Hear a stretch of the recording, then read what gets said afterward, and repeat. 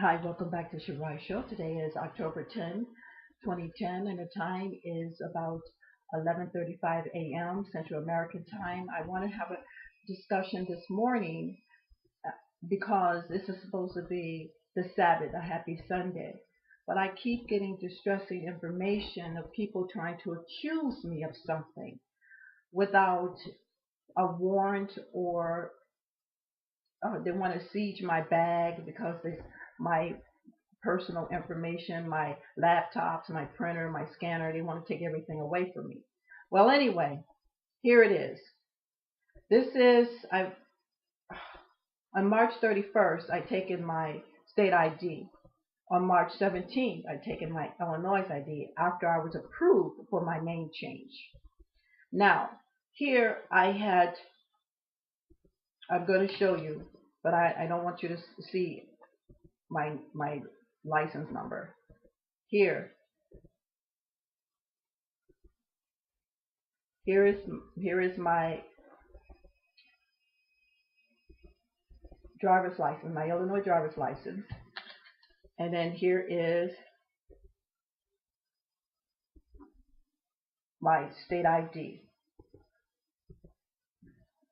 And I taken these downtown because there were surveillance cameras in the building that Illinois Department of Motor Vehicle is, and they would have, if anything will come about the DMV surveillance cameras, there's proof that I was there that day taking these official pictures of my Illinois and state ID. I did lock down all that information. No one should ever opened it without my approval, since the last time I changed my name on March 31st will be the last time someone should ever have access to it, of 2010. Now, the distressing issue is basically, from what I understand, that some of the stores are trying to get me arrested. And I keep all of my receipts. I even scan them and I send them to the FBI. The last time I was in FedEx was a few weeks ago. I'm trying to use their scanner to print off some information. Well, the scanner wasn't down, but I already applied on the cash card to use the equipment, $5. So I added additional money to the FedEx card. And the employee who was assisting me couldn't help me. But I didn't notice the receipt. The receipt number came out with the programming language like there was a problem with the system. But I did send that as well. It does have the date and the time that I was there, thank God. But they had surveillance cameras there. They're positioned all around the equipment and over the counters and so forth. I have no reason to steal. But apparently, I had scanned some documents a week earlier for the last few weeks, sending them to some government agencies. And from what I understand, once I scan them or I print them, it goes into their server, and then somebody probably is printing that personal information off illegally. And this is the problem that I'm facing when I was using public information, or if I'm using private company printer or scanners. They're actually stealing and confiscating my personal information and then trying to use it against me. Now, another situation I'm running across is that they claim that I was arrested for cocaine possession.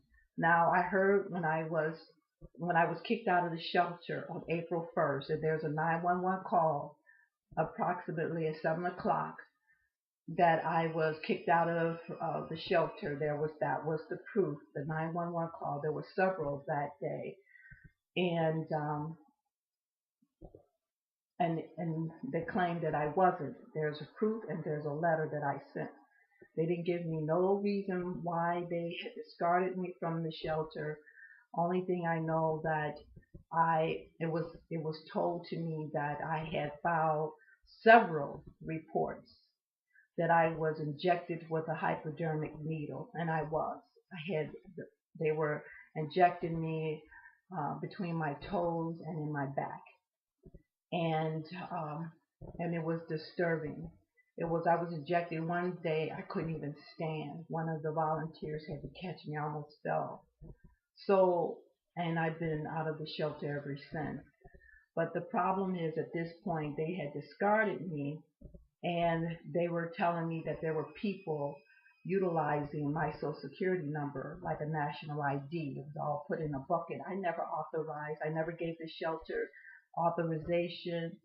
I never gave them authorization to do anything with my personal information. I never gave them the right over me.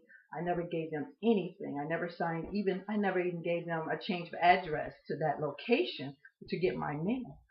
I never even changed any of it.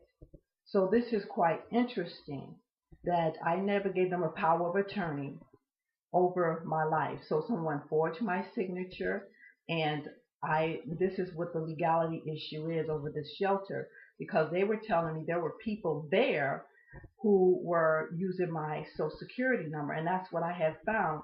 Wherever I go, I can't get help because someone had used my social security number as a national ID program, like this Fabian Society. We won't use revolution within inside the country, but we will gradually take over it by targeting people and taking over their social security numbers and their IDs.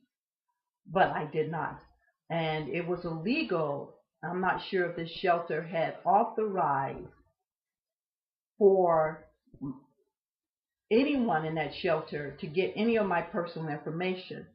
And I have found that the legal statute that is illegal for third party or any organization to authorize anyone's personal information to give access to another individual is illegal. There is a statute on this. So I am really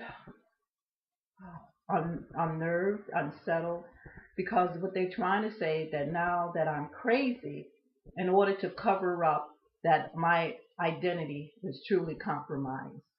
And they're trying to say I need to be institutionalized, because I never gave them a power of attorney. Nobody in their right mind, no one. I never gave my family power of attorney. I never gave my friends power of attorney. I never gave any of the shelters power of attorney. But I'm not getting the proper help because they know that they were utilizing my number for benefits or get out of jail free card, whatever you want to call it. It's up to you. But I'm the one who suffered through all of this. And through harassment and attrition, they have damaged and hijacked my identity. People claiming that they're me because they wanted to be an accountant. I was an accountant. I was unable to find work. I would even fill out job applications. And because I was targeted, they would hire somebody else under my job application, knowing that that person, not me. I never signed up for E-Verify. I was unable to find work since 2008. I have not worked since 2008. And I got sick. I was ill. And then I was in and out of the hospitals. So it is quite interesting about what they're doing to my identity. This is really interesting, because how can these people be employed if I never even signed up for E-Verify? And I think it's optional. It depends on where you work. I never worked for any government agency or any of it. This is Shirai.